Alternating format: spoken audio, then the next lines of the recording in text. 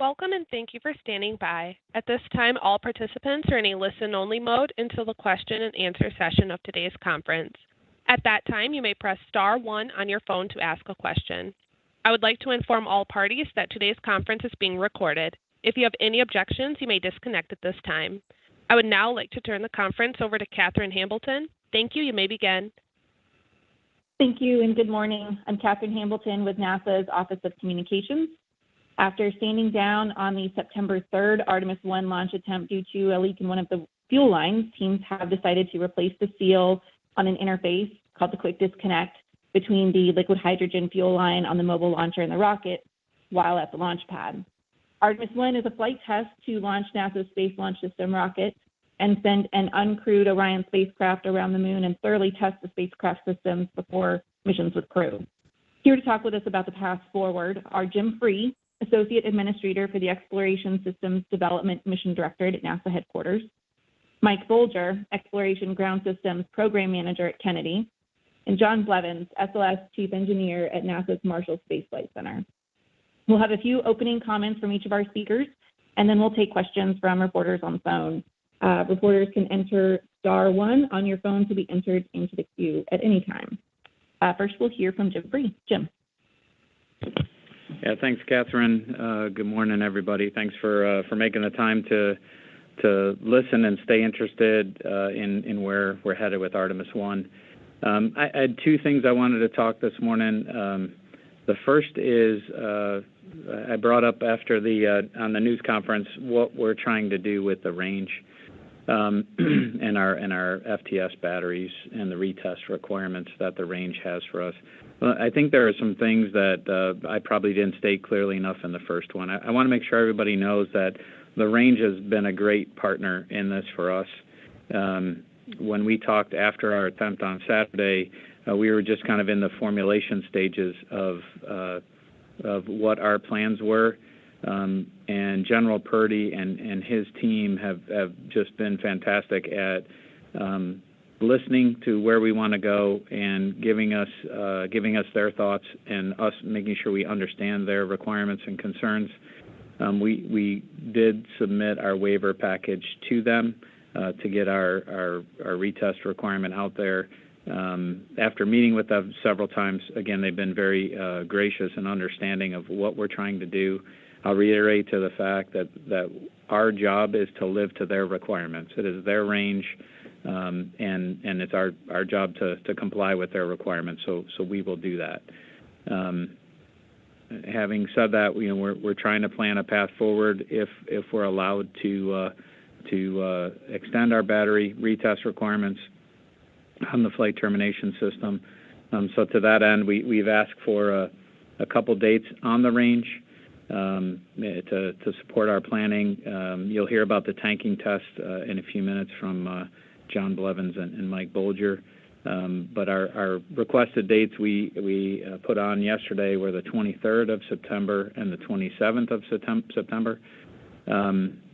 Those dates, I mentioned on Saturday that we're trying to work with other NASA programs and obviously other users on the range as well. The 23rd we picked, we're trying to deconflict with the DART impact. The conflict there is use of the Deep Space Network. We want to stay outside of their, I'll say, lockdown of the DSN, which is why we picked the 23rd, so that some of our critical events, if we were fortunate enough to get the waiver from the range and to actually launch on the 23rd, our critical requirements post-initial launch would fall on the other side of the impact of DART on the 26th. So that's how we came up with the 23rd. And then the 27th of September keeps us on the right side of DART, or on the back side of DART, I should say, and then in advance of some other activities on the range that are scheduled for the 30th. There's actually no conflict with anything on the 27th. And then we're looking at a third date, but that is a constraint with Crew 5. I mentioned that briefly.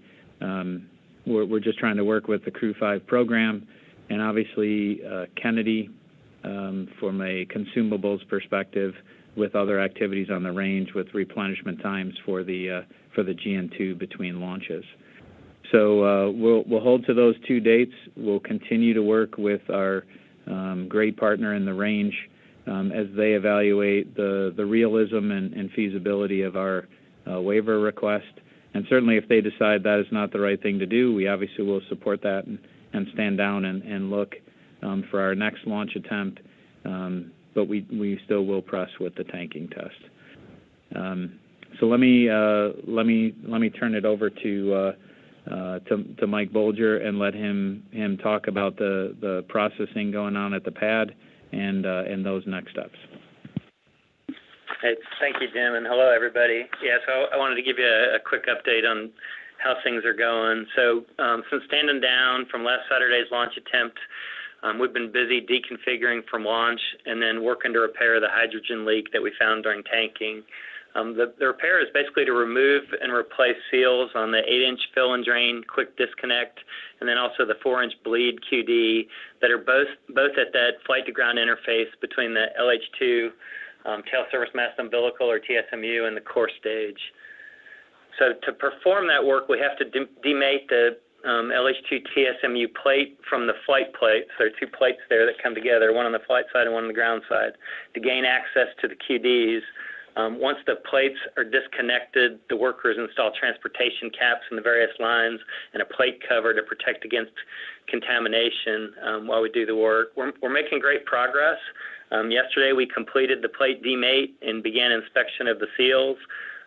Following that, we set up an enclosure around the area to protect the hardware from weather and any other environmental conditions while we perform the seal R&R.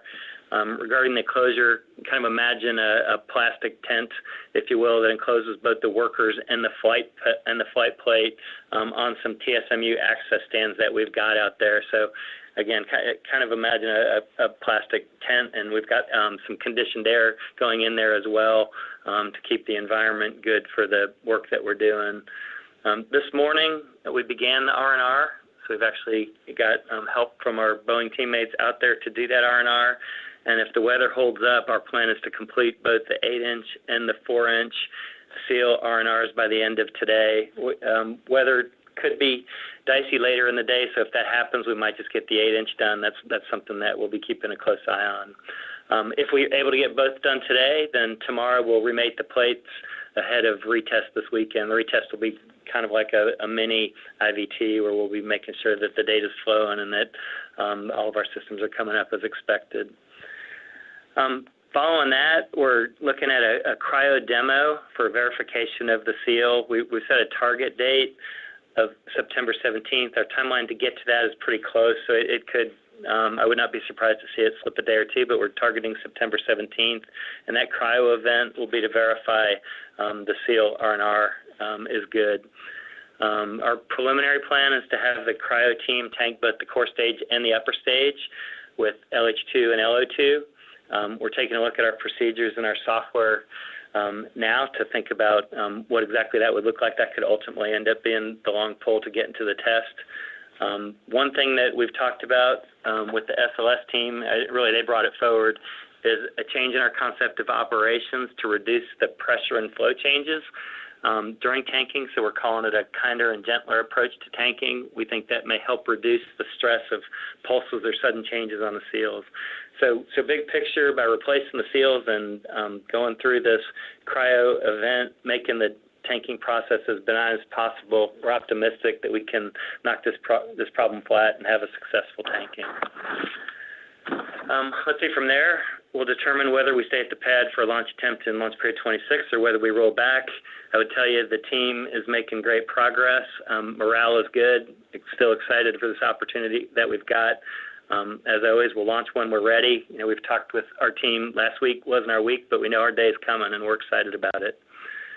So with that, I'll close my opening remarks and pass it over to John Blevins. Hey, good morning, everybody. Good to be with you again. Like to see the progress that Mike's talking about. It's just great out there at the pad. Let me tell you, from an SLS perspective, we continue to look at life-limited items. We've got a list. We look at that very detailed. We performed high-resolution visual inspections of the vehicle as well as walk-downs And so we're working hand in hand with our partners at the ground systems. The state of the vehicle looks good for the next launch attempt, and so we're ready to go. Really encouraged by the fact that it's been less than 1 week since we've had the one scrub that was due to the leak, and it looks like we've got a good plan going forward, as Mike talked about, with the changes in process and everything. I will just add, when you've got two new systems combined like this really isn't out of maybe the norm of expectation in engineering to work those issues, and so I feel really encouraged about where we're at with the vehicle, and we've been able to turn around this one leak issue within a week with a good plan. Thanks. And so now we'll take questions from those on the line. Those on the phone should press *1 to be entered into the queue. You can press *2 if you would like to be removed from your queue if your question is answered. And again, please state your name and affiliation and to whom you're addressing your question. And of course, we do ask that you limit your questions to one question, and so that we can get to as many reporters as possible. And if we have time, we'll go for a second round of questions. So for the first question, we'll go to Marcia Dunn with Associated Press. For Mr. Free, when do you expect to hear from the range regarding the waiver, and when do you need to hear from them in order to make late September? And it almost sounds like you're in a hurry to get this going. Why not just wait till October? What are the pros and cons about that? Thanks. Yeah, thanks, Marcia. As I said, kind of at the end of my remarks, we're pressing for the tanking test. That's in our I guess the forefront for us. We're continuing to look for if the range has questions. Obviously, we'd like to hear from them, but we're following their process. So right now, we submitted the waiver, and we'll look to hear from them on any clarifications that they need from us. When we get closer to the tanking test, obviously we'll have to make a decision after that if we don't have a decision from the range. And then the third part of your question was why not just wait and go to the pros and cons about just waiting going to October. We need to get the tanking test done, and then we'll have to look at what is the realism and schedule for us for launch periods 27 and 28 based on what we learned from the tanking test and what the team would need to do to roll back if we haven't gotten that waiver from the range, and look at the impacts for 27 and 28. Thank you. Our next question is from Bill Harwood of CBS News. Hey, thanks. Bill Harwood here. I'm looking for a little detail on two topics. First, for John Blevins, where are the FTS batteries in question located in the rocket? Are they on one or both stages? And what's involved in testing or recertifying them if you have to? And I'm just wondering what data is available to base an extension on. And a quick follow, if I can. I'm sorry, Catherine. Can you give us an update on where we stand on the SRBs in terms of how long they can be stacked before you guys would have to take some action, and what the issues are there? Thanks. Hey, Bill. This is John Blevins. I might have all three of your questions out of the one question. First of all, there are FTS batteries that are on each system. So we do have FTS batteries that are on the ICPS. There are FTS batteries on the core stage. There are FTS batteries on the booster. The real heart of the system is the core stage.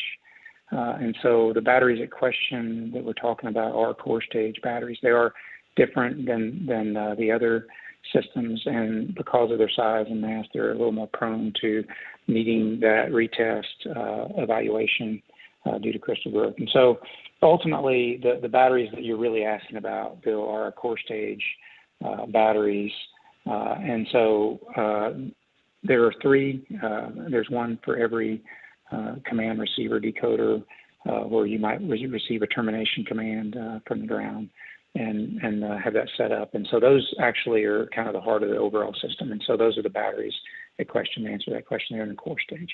As far as recertify them, I'm really not sure what you're asking, other than we do tests, and then we have battery replacement intervals for those tests. But what we do in conjunction with the range or with our partners there is we do end-to-end testing, right, all the components, top to bottom, to verify things. We do also monitor all of the systems while it's on the pad. So there's some monitoring that occurs passively while we're setting out the pad as well.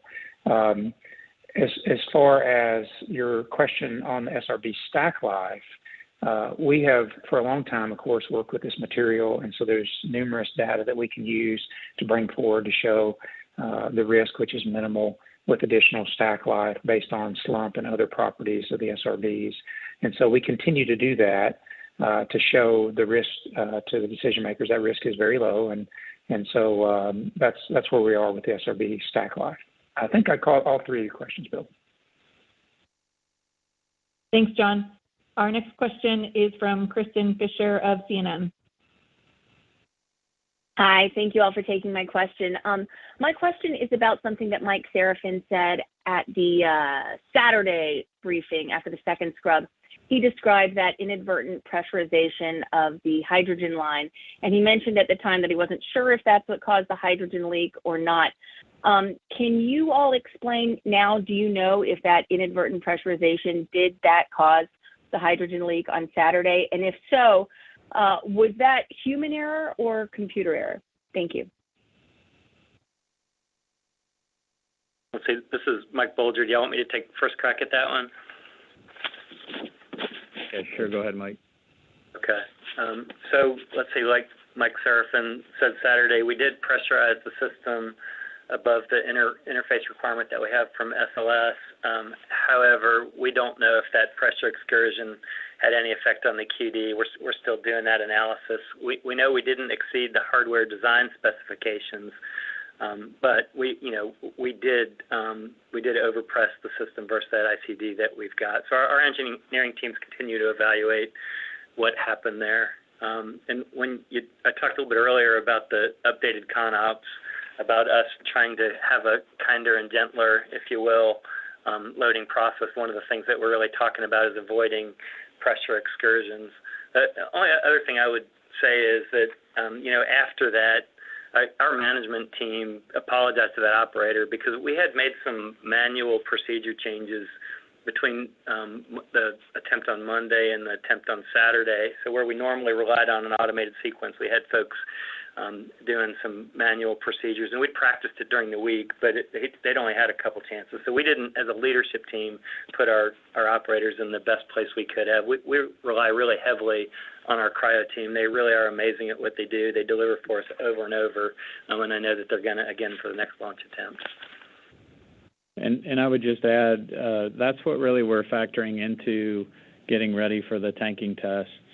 Charlie Blackwell-Thompson, I keep asking her in meetings, like, hey, let's make sure we have enough time for your folks to be ready and practice the loading procedure. So it's front and center for us. And I said to the team, this is we all own the process, and Mike just hit on it well. This is all of us, especially us as leaders, and how far and how fast we're pushing the team.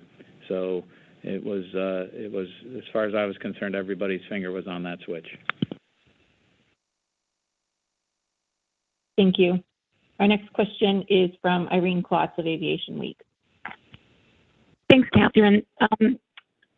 Could you just clarify on the FTS if that is a replace or just a retest? And maybe another way of asking the question Bill was asking before is, what do your ground tests show that battery system is good for? Obviously, you already got from the 20 to the 25 days, but how far, just from the ground testing, does NASA think that can be accommodated? And also, what exact date did you put the waiver in? Thanks.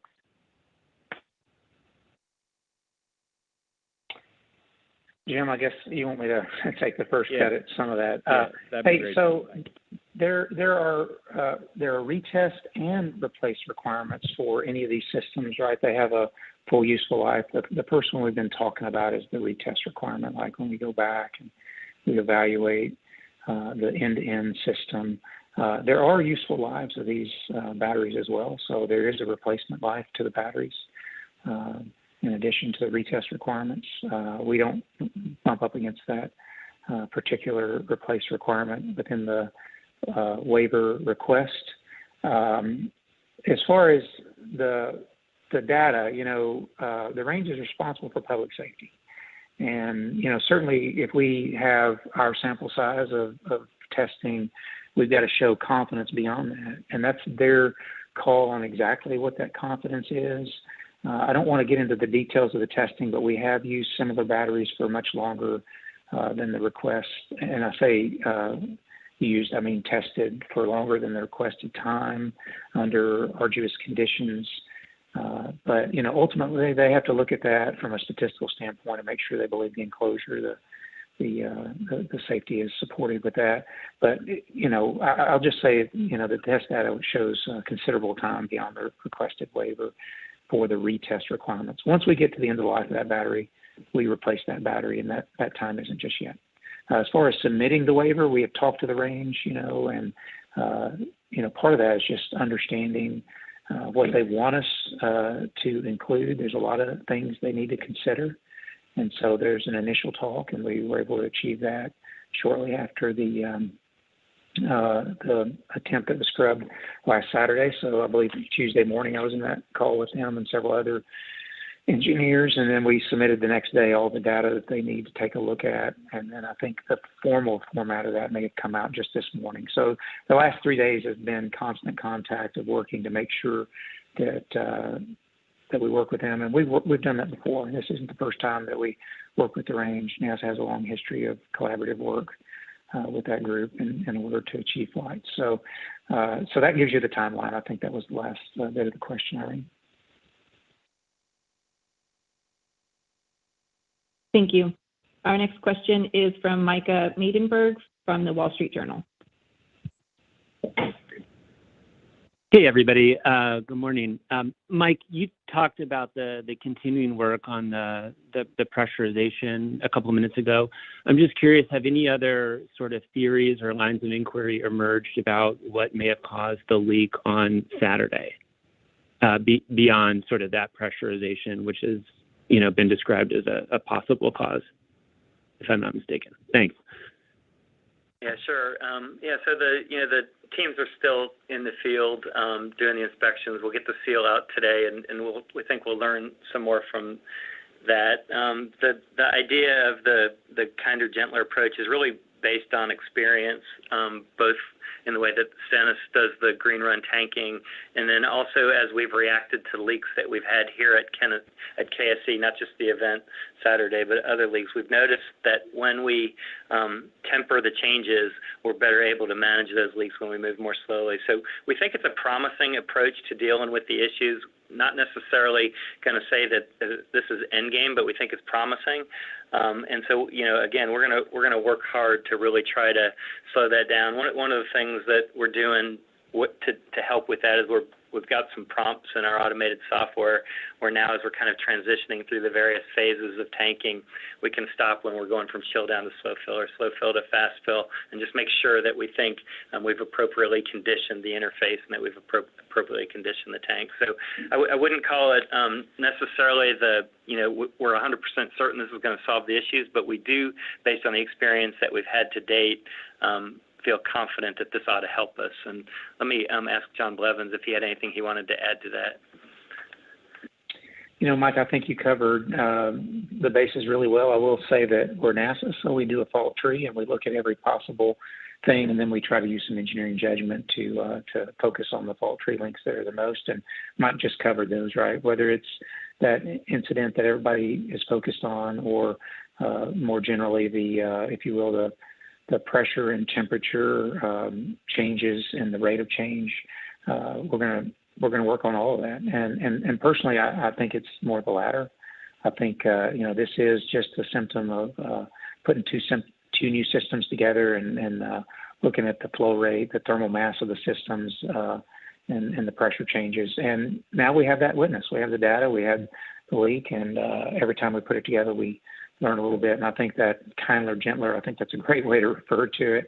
I think that is consistent with our history, and I think that's going to be a big win for us, regardless of the reason that we had the leak last week. Thank you. Our next question is from Gina Sunseri of ABC News. Good morning.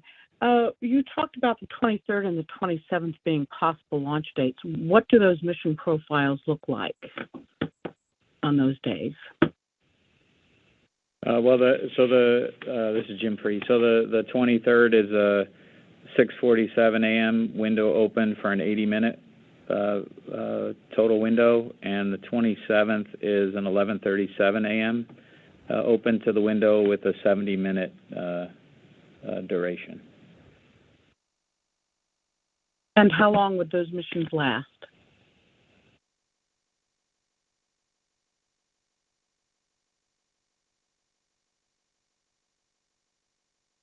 Yeah, just one second.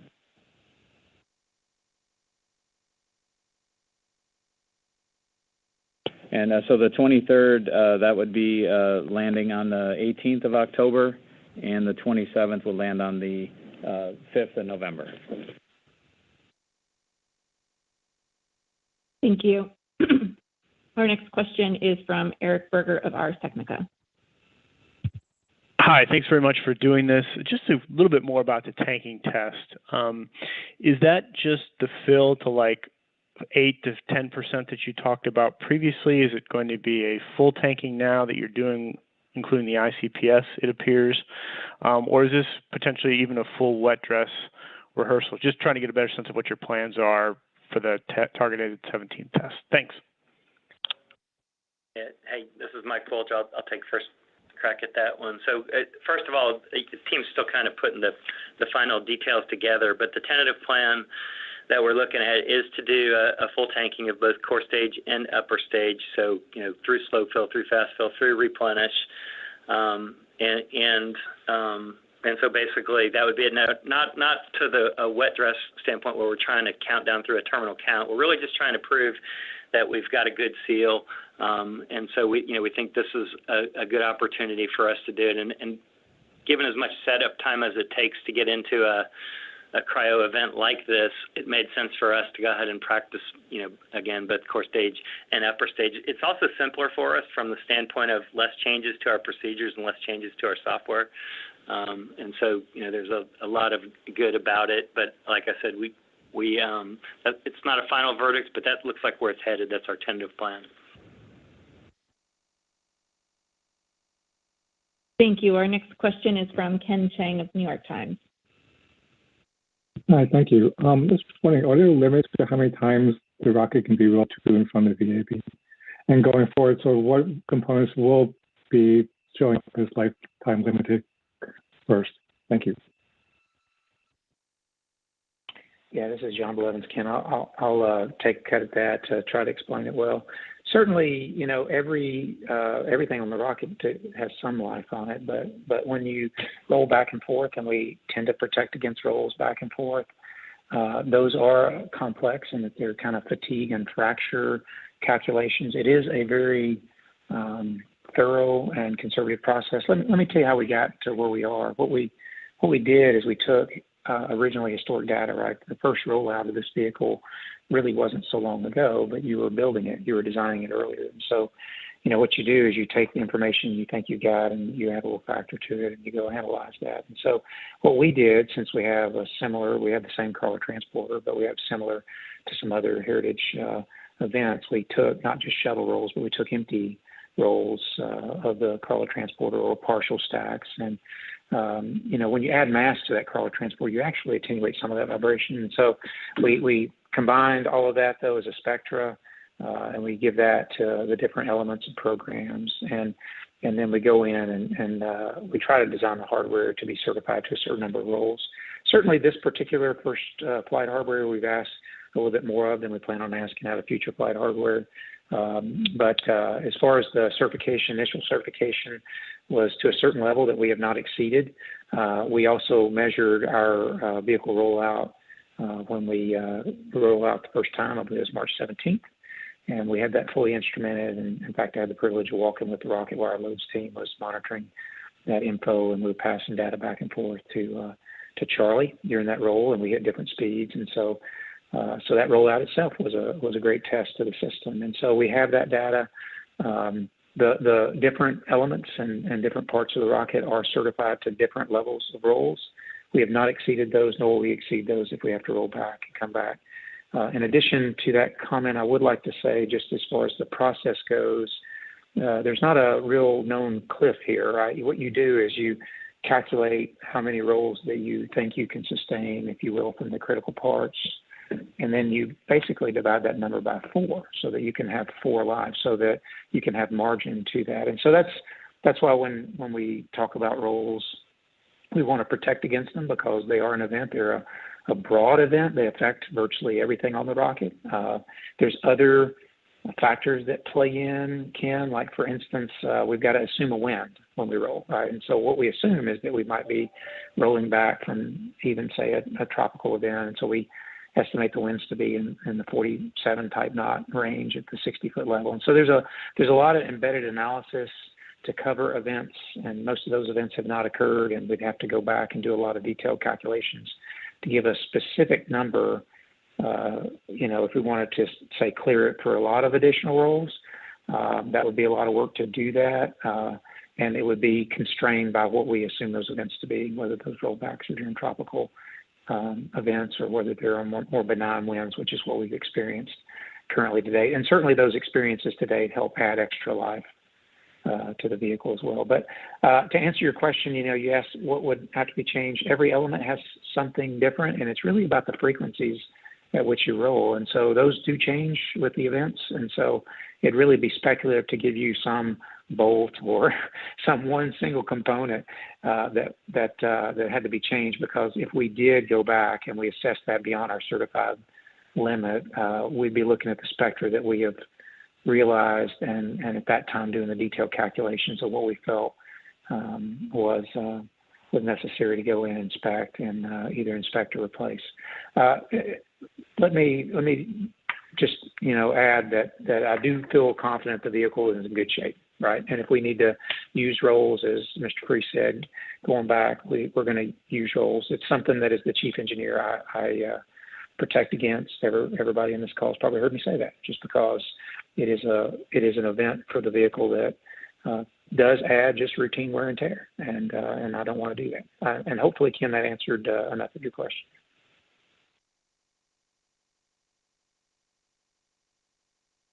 Thank you. Our next question is from Jeff Faust of Space News. Good morning. To follow up on Eric Berger's question, if you're going to do a full tanking of the vehicle, both the core stage and the upper stage, is there any reason why you wouldn't do a full wet dress rehearsal, do the countdown down to T-minus 10 seconds or so, just to buy down risk and make sure you understand everything about the vehicle before you do an actual launch attempt on the 23rd or later? Thanks. Jeff, I guess I'll start, and John may want to add some to it as well. But I mean, really, the purpose of this event is to prove to ourselves that that the seals that we've replaced are good. We have run wet dress attempts, as you know, in the past, and accomplished the goals that we set out to accomplish. The one piece that we're still taking a look at is we may do a pre-press test where we're getting up to flight pressure on the core stage LH2 tank, which we haven't accomplished. That we may add to this cryo event. That's one of the loose ends that we're still talking about. If not, we'll build that into the beginning of our next launch attempt. But other than that, we feel like the prior wet dresses that we've run have accomplished all of the requirements that we intended to capture as a part of those wet dresses, and so we didn't feel like it was needed. John, was there anything you wanted to add to that one? Yeah, thanks, Mike. Jeff, each one of these events that we do, is just risk buy down and to some degree maybe risk versus risk. And I think Mike characterized it extremely well that, if we didn't have confidence in some of those things that go in there, we probably would do a full wet dress. I think, you might say that it's been piece parted, if you will, a little bit because of the one thing that we didn't get 2 and some of the transitions, they're getting down to T minus 33. But ultimately, at the end of the day, the full tanking does allow us to take one of those things that we've talked about before and was the reason for the first launch scrub, was the understanding of not just the engine chill process, but how we dial those valves in to hit the terminal count just right. And we need the full tanks to do that. And so it's really a risk versus risk. We don't want to get fully tanked and just stay on condition for a long time unnecessarily, because that could, that would continue to affect the TPS potentially, not to a point where I don't think we're viable, but you just don't want to do things you don't have to do. So it's really about the questions we're trying to answer, as Mike said, and the questions we're trying to answer, some of them could be answered with just a short, fast fill type tanking, but if we want to answer the majority of them, this test that Charlie and the team have devised, I think is a really smart test to do risk mitigation going into the next launch attempt. Thank you. Our next question is from Joey Roulette of Reuters. Hey, thanks. I guess this is for anybody who can answer. Besides the hydrogen leak that you guys are looking at, have you found any other issues on the rocket or on the ground system that might require some closer inspection? And then also for Jim, I think, how late can Crew 5 get delayed from October 3rd before the late October launch period for SLS is taken off the table? Thanks.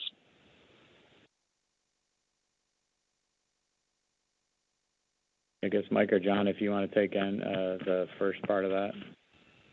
Okay, I'll answer from a ground system standpoint. From a ground system standpoint, we are looking clean. We're not working any issues that at this point look like they would be a constraint for us to get into that cryo event. So we're in pretty good shape. And from the vehicle, it's a similar story. We are always looking at the rocket. Joey, we're looking at the rocket in countdown. We're looking at the rocket, no matter what we do, we're looking at the rocket in the cryo demo that we're talking about. But we have no current constraints to a launch attempt from everything we've observed, and we'll continue to look at the rocket. And then just to follow up on the last part, it's what I said earlier. We're working with the range to hear back from them, and we're focused on the tanking test. When or if we take those off the table are both dependent on those two things. And then just a clarification, the 80 minutes I mentioned for the 23 September, that's 80 minutes where we'll be lit at launch. The total window duration for that is 120 minutes.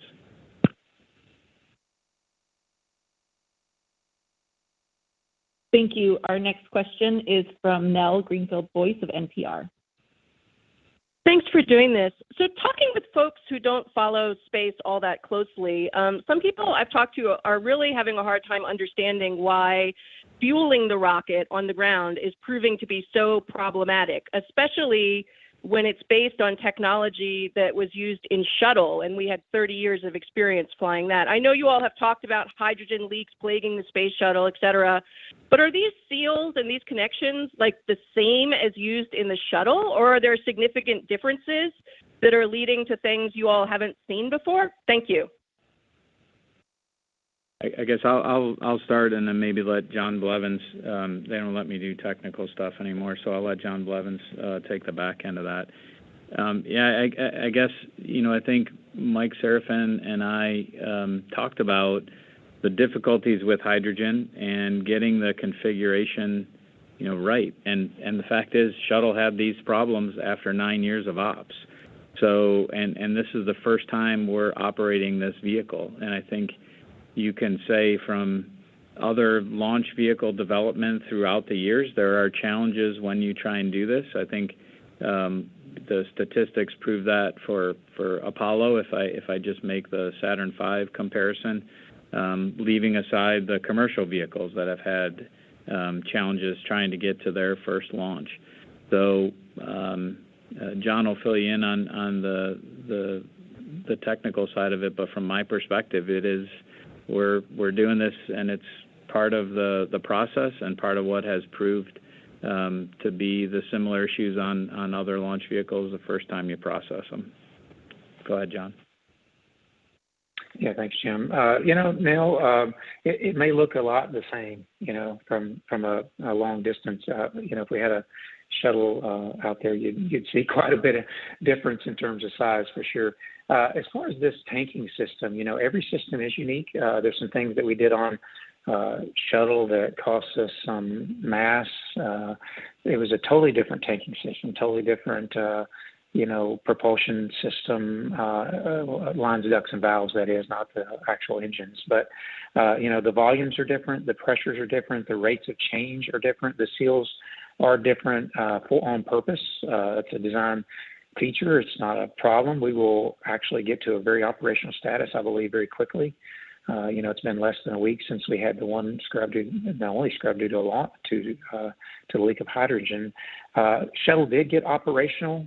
Certainly, there's no question that hydrogen is a challenging molecule, but it's worth it.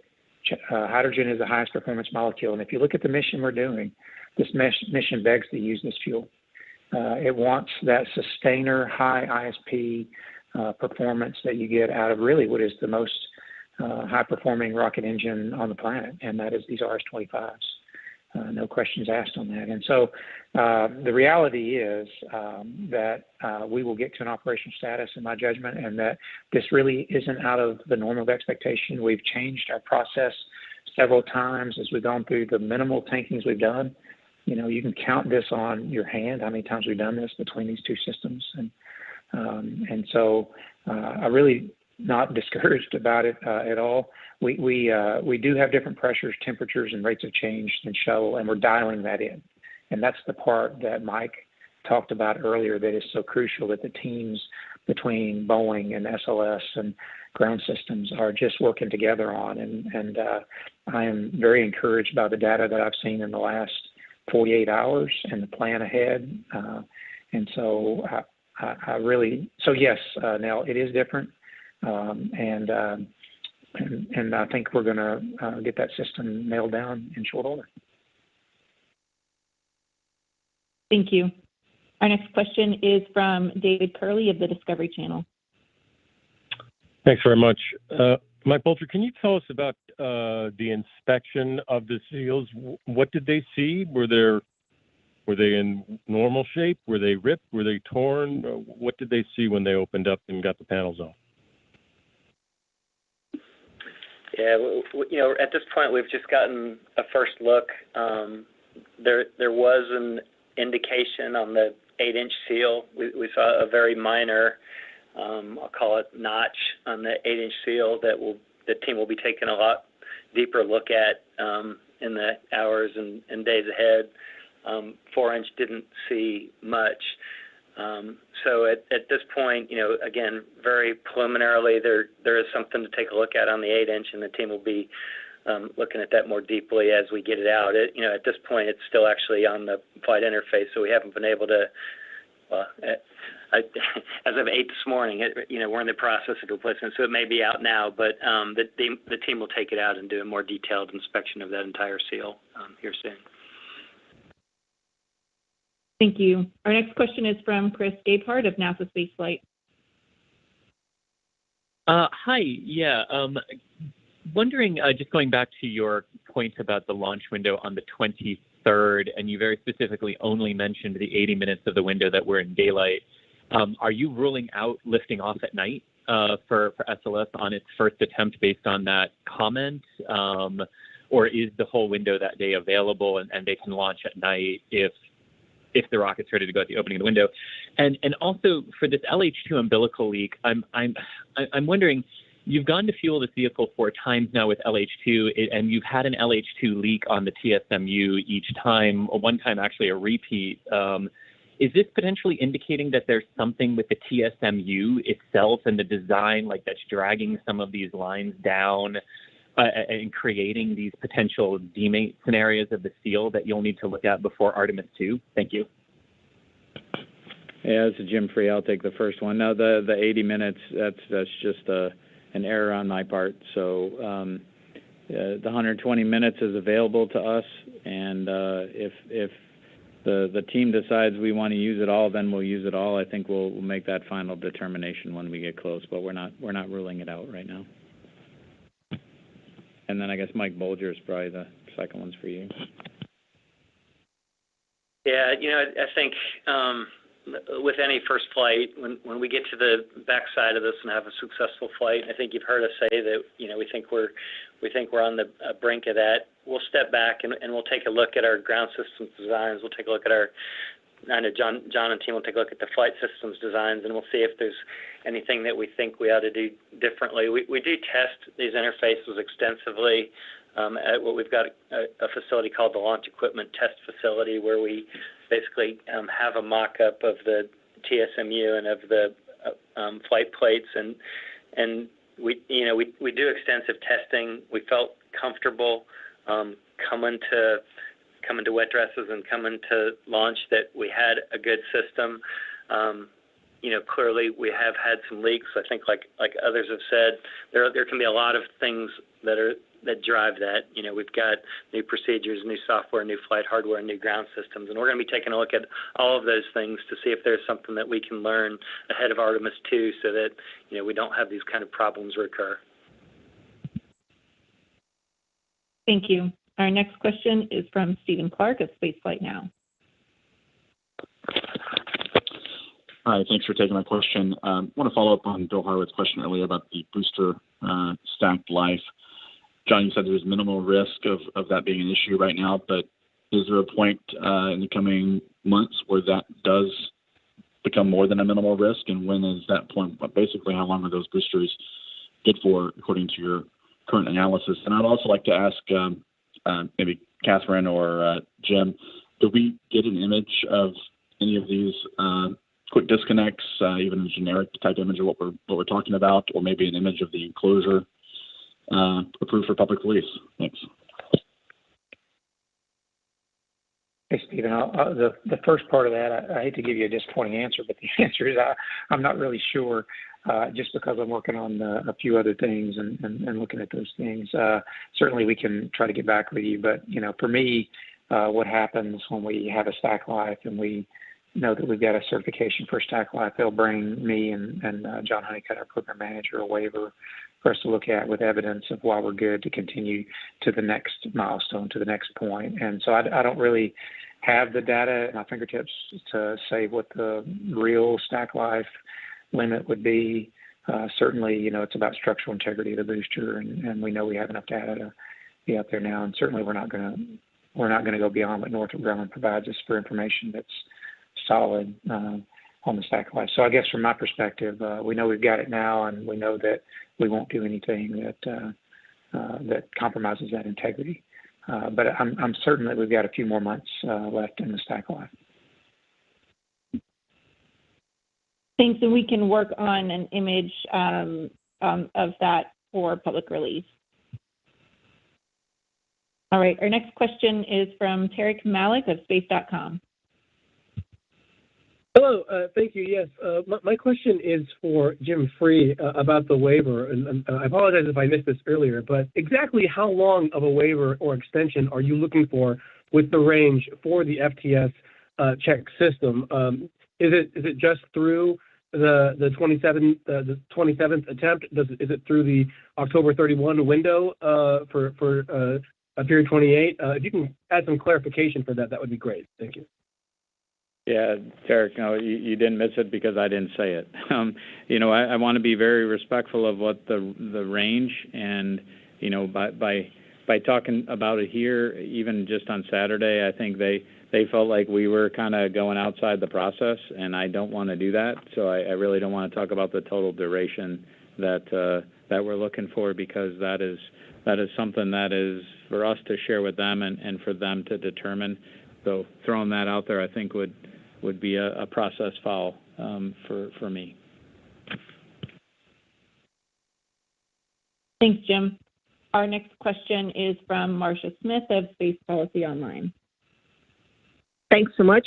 I'm just trying to get some clarity on the likelihood of the launch on the 23rd or the 27th. So you said that you're targeting the tanking test for the 17th, but that might slip a day or two. So if that slips a day or two, does that rule out the 23rd? And you're not quite sure when you're going to get an answer from the range. So how close to those dates can you wait? I mean, can the range tell you on the 22nd? and you can still go on the 23rd, or what does that timing look like? Yeah, I mean, I'll give my thoughts, and then Mike Bolger can kind of weigh in from a processing time. No, I mean, we can't wait till the 22nd. I think that's why we have a set of processes that Charlie and the team have to go through, and back that time up. But right now, we feel like there's enough spacing between that tanking test and an attempt on the 23rd if we were to get the waiver. But Mike, I don't know if you have anything to add. Yeah, no, Jim, I agree. I mean, initially we felt like we needed at least 4 days between the tanking test and between launch. So if it slipped off the 17th for a couple days, I think we could still protect the 23rd. So yeah, I think we're still okay. Obviously, there's a lot of work to do between now and then, and our plans could change. But at this point, we think we need at least 4 days. Thank you. Our next question is from Liz Hurley of WAFF-TV Huntsville. Good morning. Can you hear me? Yes, we can hear you. Follow up to my question Saturday. The cost in real dollars to 2 scrubs and the cost of public confidence. The answer couldn't come on Saturday, but I'm wondering if you all have the answer now. And to Dr. Blevins, you told me 3 weeks ago in Huntsville that your confidence level was high at the time. Nothing was keeping you up. You had crossed off your checklist. Today, you all are saying you're not 100% confident that you've been through the fault tree and that the R&R will do the trick for the 23rd. What is your confidence level going into tanking and the 23rd for launch? Yeah, so I'll start, and I'll probably give you the equally unsatisfying answer from your perspective that I gave you, and then I think the administrator said it best when the cost of failure is much higher than the cost of scrubbing, and I can't say it better than that. We have an obligation to get this right, and if we fail on this mission because we didn't do everything right, then the cost would be incredibly high. And we're doing everything we can to get this right. And as I said the other day, right, we have the people on the mission working it. We have the assets that we own as part of what we do for Deep Space Network and the Space Network itself. And what we're really using is the consumables are the hydrogen and oxygen, and we recover part of that. So we're not bookkeeping it that way right now. We are looking at the future as trying to get to a per mission cost, but we're not there right now. And John, I'll let you handle the other part of that. Yeah, thanks, Jim. Liz, I'm still sleeping well at night, and the team is working very hard to fix the things that have impeded the launch, as you said. There's a lot more to flying a rocket than launching. Certainly we've been held up.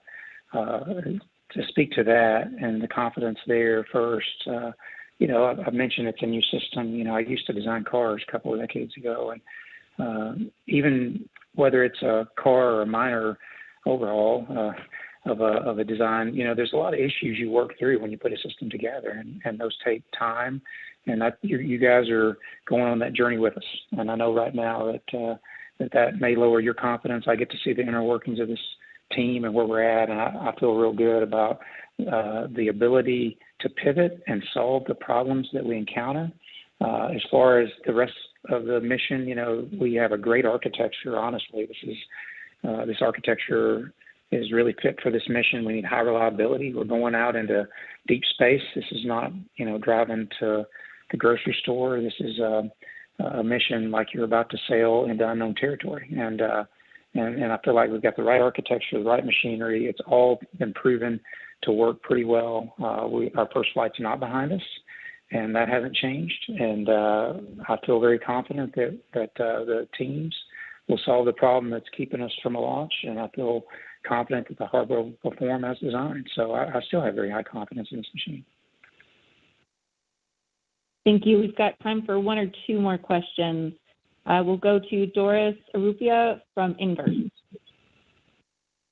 Hi, thank you so much for taking my question. So I'm curious about the the impacts of weather on all of this. We did see a few lightning strikes before the first launch attempt. We are in hurricane season, and as the U.S. has experienced a major heat wave, which I'm sure contributes to the strength of some of these storms. So as Artemis I is now spending a big chunk of this time on the launch pad, I'm wondering how you are mitigating risks from the weather and maybe just general explainer on, even without all of the work you're doing now to test tanking again, what typical procedures would work in this range, to launch during this beginning of hurricane season? Thanks.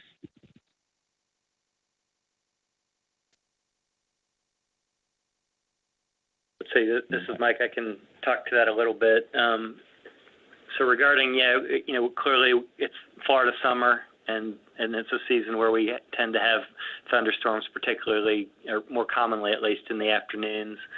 And so it's something that we have to pay attention to, and it's something that we're paying attention to this week as we're doing this SEAL work. We're fortunate from a lightning standpoint. We've got a terrific lightning protection system out at the pad. You've seen the three 550-foot towers that we've got out in the catenary wire that so far has proven really effective in protecting the launch vehicle through a couple tough storms where those towers did take strikes and again, protected the vehicle extremely well. In fact, we have so much confidence in those lightning towers that we do allow people to work when we're in a phase 2 lightning storm if they're underneath the protection of that lightning protection system. So from a lightning standpoint, we're confident, and we think the system has proven really effective. From a thunderstorm standpoint, we're going to be taking a look this afternoon. We're going to get through this 8-inch seal this morning. Hopefully they're getting through it around now, and we're going to take kind of a 4-hour look ahead. And if we feel good about the 4 hours that we've got in front of us, we're going to go ahead and we're going to do the 4-inch seal. If the forecast is showing us, though, that there's a high likelihood that we're going to have some thunderstorms rolling through the area, then we'll probably wait until third shift tonight, when those things typically calm down, and come back third shift and make another run at it. As far as tanking and launches, there's a pretty detailed set of weather criteria that we take a look at. I don't have it all in front of me, but basically, we want to make sure we're not going to have we're going to have less than a 20% chance of lightning during the period where we're tanking. We're not going to launch through, layers of clouds and so forth. We would have to get you more detail on what all of the requirements are, and then, your last part, pointing out that this is the peak of hurricane season. We do keep an eye, out particularly in the Atlantic this time of year and watch the storms. I saw yesterday's report, and we were still looking pretty clean for the immediate future. We'll continue to pay close attention to that, and if that changes, then we'll get together and we'll talk about whether we've still got the right plan. Thank you. And Doris, we do have the weather criteria for roll, tanking, and launch as part of our press kit online. So that's all the time that we have for questions today. Thank you all for joining us. You can listen to a replay of this teleconference online by visiting the Media Resources tab at nasa.gov/Artemis-1 later this afternoon in about an hour. I know we weren't able to get to everybody's questions, so if you do have questions that we weren't able to answer today, please reach out to myself or one of the other public affairs officers on our team. And you can watch a live stream of the rocket on the pad at the KSC Newsroom YouTube channel, and you can follow along and learn more about the mission at nasa.gov/specials/Artemis-Roman numeral 1, and that's all lowercase letters. So thank you all for joining us today, and have a good day.